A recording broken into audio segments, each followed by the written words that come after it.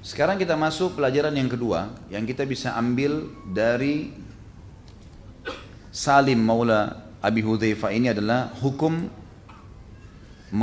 mengangkat anak angkat di dalam Islam. Karena Salim ini budak, ada hukum nanti.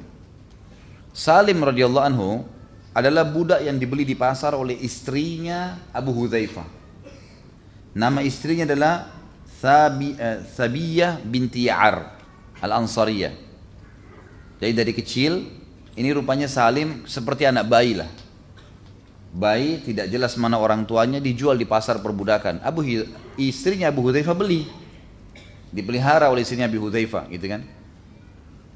Lalu berjalannya waktu, Salim mulai tumbuh besar dan sudah dianggap seperti anaknya sendiri oleh si Thabiyah ini tadi radhiyallahu anha. Pada saat itu Abi Hudzaifah pun akhirnya mengubah status dia budak menjadi anak angkat. Bolehkah hukumnya? Maka kita akan bicara tentang hukum mengangkat anak angkat. Kita perlu teman-teman tahu bahwasanya dalam Islam boleh mengangkat anak angkat, siapapun dia, punya hubungan kerabat atau tidak. Seperti misalnya Nabi SAW mengangkat Zaid bin Haritha, mantan budaknya beliau yang beliau jadikan sebagai anak angkat. Sampai-sampai, dan itu kasusnya adalah pada saat Zaid bin Haritha ini didatangi oleh ayahnya. Ayahnya lalu meminta Nabi SAW untuk membebaskannya dan mau siap membayar. Lalu kata Nabi SAW, suruh aja pilih Zaid. Kalau Zaid pilih anda, maka silakan saya bebasin tanpa tebusan. Tapi kalau dia pilih saya, maka anda harus berbesar hati melepaskannya. Lalu Haritha menanyakan kepada Zaid, wahai Zaid, Muhammad sangat bijaksana, dia suruh pilih, kamu milih dia atau milih saya? Kalau kau pilih saya, kau akan bebas kembali menjadi turunan saya dan menjadi penerus saya sebagai kepala suku. Maka Zaid radhiyallahu anhu mengatakan, saya tidak mungkin mendahulukan Muhammad dari siapapun, termasuk anda, ayahnya sendiri. Setelah itu Nabi SAW sangat gembira dan mengubah namanya Zaid menjadi Zaid ibn Muhammad. Diubah nama ayahnya Haritha. Sampai turun firman Allah Subhanahu wa taala dalam surah Al-Ahzab ayat 40. Yang bunyinya ini teman-teman, kalau ada kesempatan catat, dicatat ya. Sayang dalil-dalilnya ini. Bunyinya a'udzubillahi minasyaitonirrajim, ma kana Muhammadun aba ahadin min rijalikum walakin Rasulullah wa khataman nabiyyin wa kana Allah bikulli syai'in alima. Sampai turun firman Allah, Muhammad bukanlah ayah seseorang di antara kalian sallallahu alaihi wasallam, tetapi beliau adalah utusan Allah dan penutup para nabi. Dan Allah mengetahui segala sesuatunya. Barulah diubah kembali namanya Zaid bin Haritha menjadi Zaid bin Muhammad, mengubah menjadi Zaid bin Haritha. Juga Abi Hudzaifah dalam kasus yang lain mengangkat Salim sebagai anak angkatnya. Terus saja dikatakan Salim bin Abi Hudzaifah sampai turun firman Allah Subhanahu wa taala di dalam surah Al-Ahzab ayat 50. Surah Al-Ahzab ayat 5. A'udzu billahi minasyaitonir rajim. Ud'uuhum liabaihim huwa aqsatu indallah. Fa in lam ta'lamu abaahum fa ikhwanukum fid dini wa mawalikum. Wa laysa 'alaikum junahum fima akhta'tum bihi walakin ma ta'ammadat qulubukum wa kana Allahu ghafurar rahima. Panggillah budak-budak kalian itu, anak-anak angkat kalian itu. Ya, jadi ada budak, ada anak angkat. Kalau budak mau dianak angkatkan juga boleh, gitu kan? Masing-masing punya hukum.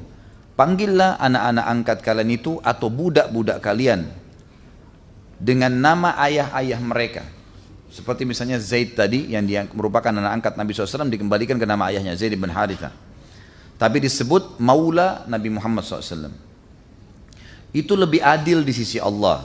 Kalau kalian tidak tahu ayah-ayah mereka, tidak jelas mana ayahnya, maka berarti mereka adalah saudara kalian seagama. Kalian bisa mengatakan ini saudara kami seagama, atau kalian mengatakan maulah saya. Jadi ternyata hukum maulah ini terjadi dua. Pembebasan budak tadi yang kita di awal bahasannya poin pertama, kalau saya bebasin budak maka dia berarti punya hukum maulah dengan saya. Atau yang lain adalah kalau kita mengangkat anak angkat dan anak angkat ini tidak jelas siapa ayahnya, siapa ibunya, nggak tahu mana orang tuanya, maka kita bisa mengatakan, jangan dikatakan misalnya Ahmad bin Muhammad, tidak boleh. Dicari nama, kalau tidak ada maka dikatakan Ahmad maula Muhammad. Kalau tidak jelas orang tuanya, ya. Kata Allah SWT, kalau kalian tidak tahu ayah-ayah mereka, fa in lam ta'lamu aba'ahum Fa ikhwanukum, maka katakanlah saudara kami fid din, dalam agama. Wa mawalikum, atau maula-maula kalian. Dan Allah tidak akan menghukum kalian dengan apa yang kalian keliru, tetapi Allah akan menghukum apa yang kalian sengaja tanamkan dalam hati kalian. Sungguhnya Allah Maha Pengampun lagi Maha Penyayang. Ini hukum pertama berhubungan dengan mengangkat anak angkat. Jadi boleh dalam Islam, dalil-dalilnya jelas ya. Berhubungan dengan hukum ini juga perlu diketahui, kalau dia anak perempuan, maka bukan mahram kepada si laki-laki yang mengangkatnya sebagai anak angkat kalau sudah balik. Begitu pula kalau anak laki-laki bukan mahram bagi si perempuan yang mengangkatnya sebagai anak angkat, kecuali dalam satu keadaan dia sempat disusui. Kalau anak angkat itu sempat disusuin, maka berarti boleh menjadi mahram. Kalau tidak, maka tidak. Jadi kalau sudah balik, hukumnya hukum orang asing, tapi boleh tinggal serumah selama memang tidak berdua. Seperti misalnya saya sama istri saya misal mengangkat anak angkat. Kemudian anak angkat ini teman-teman sekalian tumbuh besar misalnya di rumah saya seorang perempuan. Selama dia belum balik masih tidak ada masalah kumpul. Tapi kalau sudah balik hukumnya hukum orang asing. Tapi boleh tinggal serumah karena balas jasa yang bisa diberikan kepada orang yang telah mengangkatnya sebagai anak angkat. Kecuali dia sudah sempat disusui. Nanti akan kita jelaskan di poin ketiga tentang hukum menyusui dalam Islam, saudara susuan. Selanjutnya yang ketiga, hukum tentang masalah anak angkat ini adalah boleh menikahi mantan pasangan anak angkat. Misal, saya punya anak angkat, kemudian anak angkat ini menikah, laki-laki misalnya. Dia menikah dengan seorang wanita, ternyata dia cerai dengan istrinya. Hukum syar'i, hukum syar'i. Boleh nggak saya nikah dengan mantan istrinya anak angkat saya? Boleh. Seorang wanita mengangkat anak angkat perempuan, mungkin dia masih muda, mungkin dia masih 15 tahun, 16 tahun, dia ambil anak bayi, anak angkat. Berjalan waktu, ternyata si perempuan yang mengambil anak angkat ini mungkin belum menikah, atau misalnya menikah tapi suaminya mati atau cerai, gitu kan. Anak angkat yang dia angkat tadi si perempuan ini sudah gadis, misalnya umur 15 tahun, terus menikah. Habis itu cerai dengan suaminya, bolehkah mantan suami anak angkat si ibu tadi nikah dengan si ibu itu? Boleh dalam Islam. Ini hukum syar'i sendiri. Diambil dari mana? Hukum pernikahan Nabi SAW dengan mantan istrinya Zaid ibn Haritha. Tadi anak angkat Nabi SAW itu menikah dengan masih keluarganya Nabi, namanya Zainab. Zainab radhiyallahu anha menikah dengan Zaid. Zaid ini mantan budak, gitu kan? Waktu Zainab datang kepada Nabi SAW mengatakan, ya Rasulullah, saya mau nikah. Siapa yang anda prioritaskan? Siapa yang anda tunjuk? Kata Nabi SAW, Zaid ibn Haritha. Ini Zaid nikahi. Zainab sempat berat, karena kenapa? Zainab ini orang terkenal di sukunya, dan dia tahu Zaid ini budak. Di zaman jahiliyah mustahil. Gitu. Nggak mungkin ada mantan budak nikah sama orang bebas, itu nggak mungkin. Di zaman jahiliyah, kalau di Islam tidak ada masalah. Tidak ada masalah sama sekali, gitu kan? Tapi begitulah hukumnya. Cuman ini kena perintah Nabi SAW sama Zainab diterima, menikahlah mereka. Berjalan waktu, ternyata Zainab ini secara kejiwaan suka tertekan. Selalu dia merasa dihantui terus dengan perasaan, nih Zaid ini budak, gitu. Ada perasaan itu. Dia mengeluh dengan Nabi SAW, ya Rasulullah, perasaan saya sama Zaid ini ganjal. Walaupun saya sudah menikah, saya tetap merasa nggak nyaman gitu dan sulit menghormati dia sebagai suami. Zaid juga selalu mengatakan hal yang sama kepada Nabi SAW, ya Rasulullah, Zainab ini merasa dirinya lebih daripada saya. Saya sulit untuk mengaturnya gitu. Secara kejiwaan, gitu kan. Setiap kali mereka mengeluh dengan Nabi SAW, Nabi SAW selalu mengatakan sabarlah, jalani rumah tangga kalian. Selalu diingatkan sabarlah. Sampai puncaknya sering ribut, akhirnya melapor kepada Nabi SAW, turun firman Allah Subhanahu Wa Taala menyuruh Nabi SAW untuk menyetujui perceraian Zaid sama Zainab. Setelah Nabi SAW setuju, gitu kan, Allah Subhanahu Wa Taala langsung menikahkan Nabi SAW dari atas langit, kata para ulama, dengan menurunkan firman Allah Subhanahu Wa Taala. Jadi Nabi SAW tidak melalui lagi kalimat akad, gitu kan. Allah langsung nikahkan dengan Zainab setelah masa iddahnya selesai.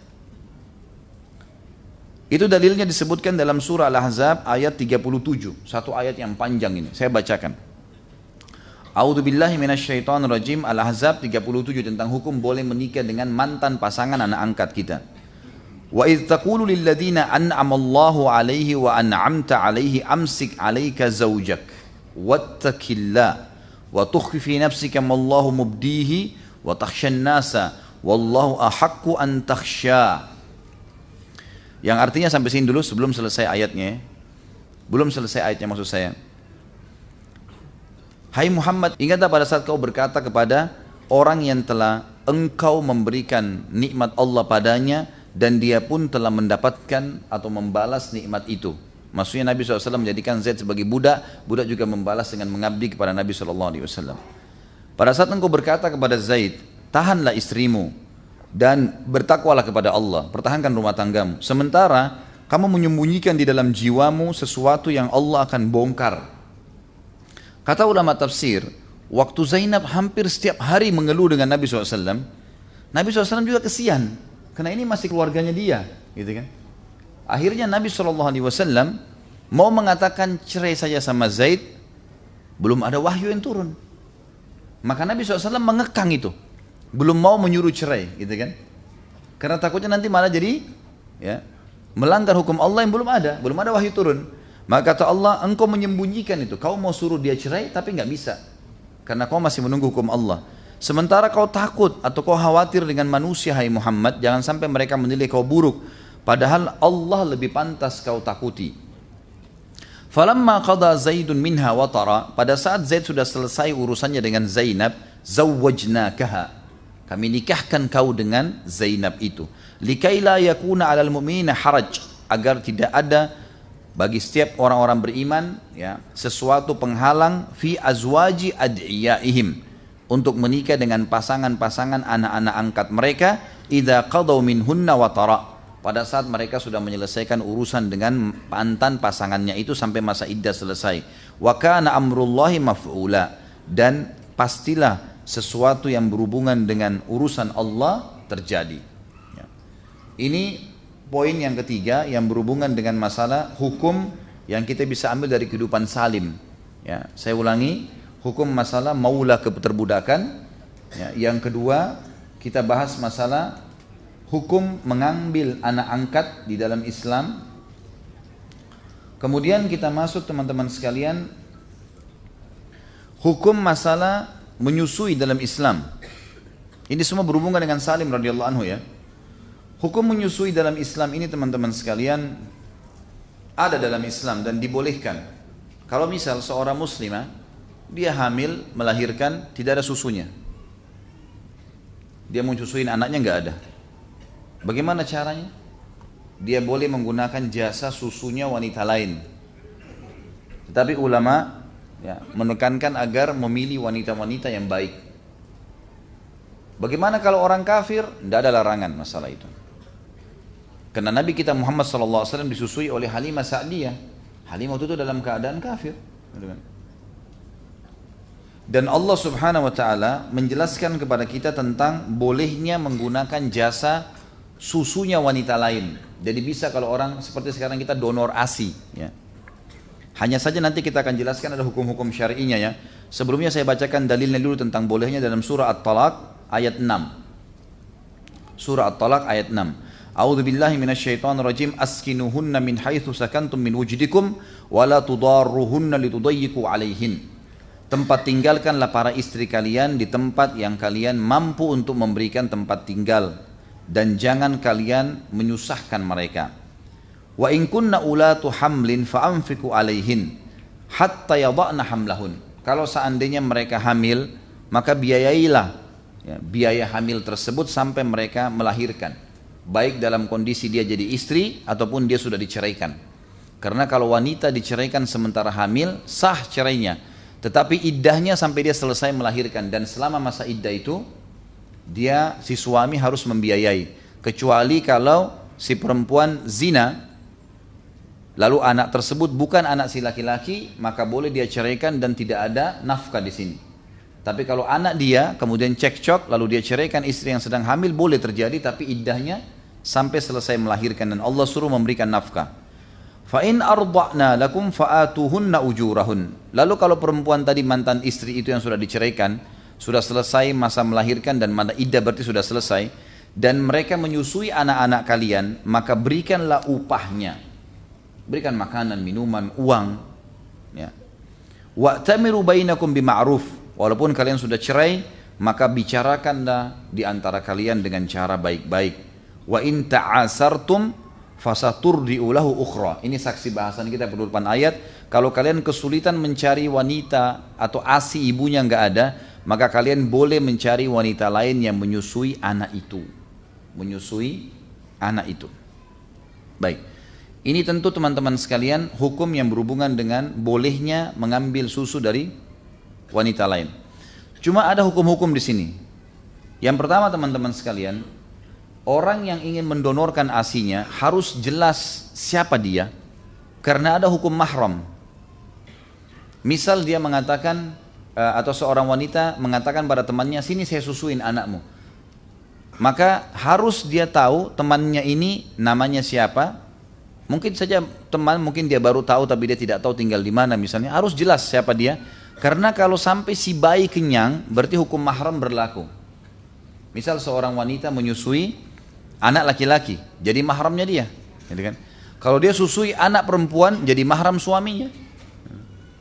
Dan itu sabda Nabi SAW di dalam hadis sahih riwayat Bukhari, yuhramu minar radha'a ma yuhram minan nasab. Jadi orang kalau menyusui, maka anak yang disusui itu akan terharamkan sebagaimana haramnya nasab. Dan tolok ukurnya adalah walaupun cuma sekali saja disusuin, tapi dia sampai kenyang, maka sudah terjadi hukum pengharaman, mahram. Sebagaimana sabda Nabi SAW, innamar radha'atu minal maja'ah. Sesungguhnya dihitung orang itu punya hubungan karena susuan, itu karena rasa lapar yang hilang. Gitu kan. Berhubungan dengan Salim radhiyallahu anhu, ada hukum di sini sendiri teman-teman sekalian, adalah beliau waktu bayi dibeli oleh istrinya Abu Hudzaifah, dan tidak jelas siapa ayah dan ibunya Abu Hudzaifah nih, si Salim nih, nggak jelas. Bayi dijual di pasar budak. Datanglah tadi Sabiyah radhiyallahu anha bin Ya'ar membeli, lalu dia bawa pulang, digendong-gendong lah si Salim ini. Berjalan waktu, gitu kan, sampai Salim mulai balik. Akhirnya istrinya Abu Hudzaifah ini mulai mau bertanya hukum. Ini gimana nih, anak angkat tapi belum pernah disusuin, dan ini tinggal serumah. Lalu dia datang kepada Nabi SAW mengatakan, ya Rasulullah, Salim telah seperti saya anggap anak saya sendiri. Melihat apa yang dia bisa lihat dari anak-anak saya, melihat saya. Tinggal serumah dengan saya, tahu semua yang berhubungan dengan rumah saya.